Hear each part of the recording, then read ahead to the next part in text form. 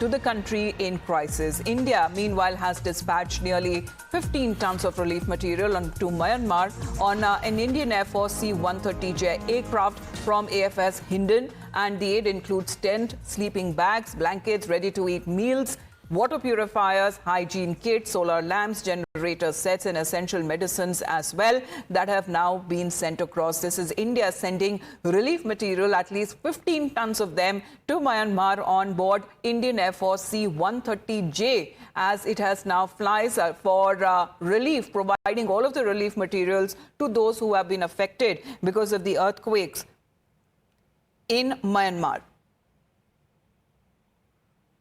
Well, we have Kabir who is joining us from Bangkok, and Kabir is connected with us. Kabir, can you hear me?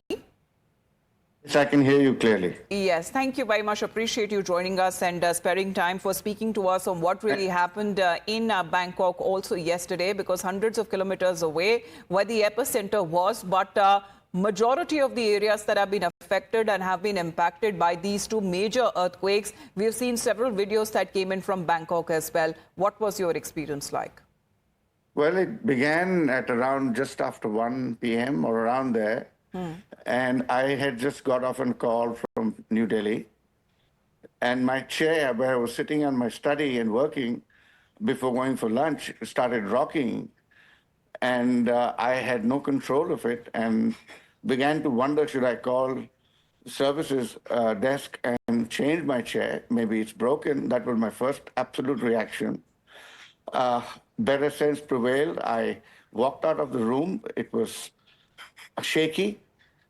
And I subconsciously, instead of walking towards the elevator, went to the stairwell, emergency stairwell, where I met with two of the staff who held my hand and requested me, there's an earthquake evacuation and please go down quickly. And I really did my best. I have friends with me.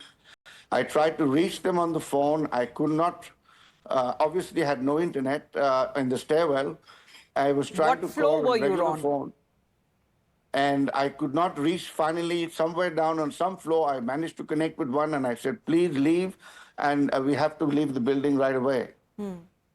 No, what floor was it, when the earthquake struck where you were present? Because there are several high-rises there, and Bangkok is densely populated areas with hotels, and also when it comes to apartment complexes, we've seen those videos coming in of infinity pools, the water sloshing down. Many of those, when it comes to people, they're panicking on streets as well. So what had happened after that? Were there any aftershocks as well? There were minor aftershocks felt. Very, very minor. But we had evacuated the building. My friends we were together outside. This is the Shangri-La Hotel, which has a great protocol on liability management. So they did a good job here.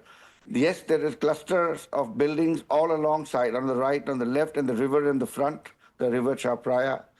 And we took the route of rather panicking to stay calm and choose humor, because there was nothing to be achieved with panicking. So there was one case of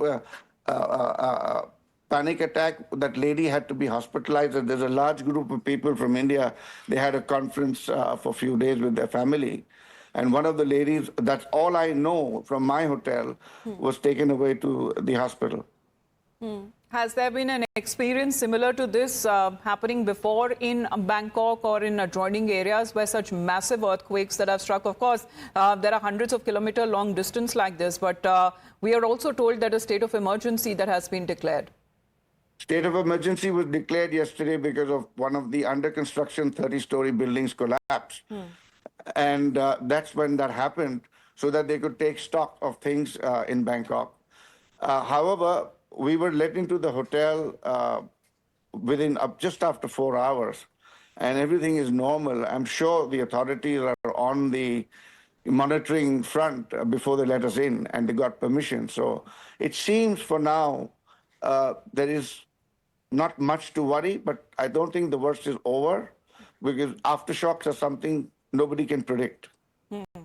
Well, that's the point. As far as natural calamities are concerned, no one can predict when it can happen. Thank you very much, Kabir Jarat. Yeah.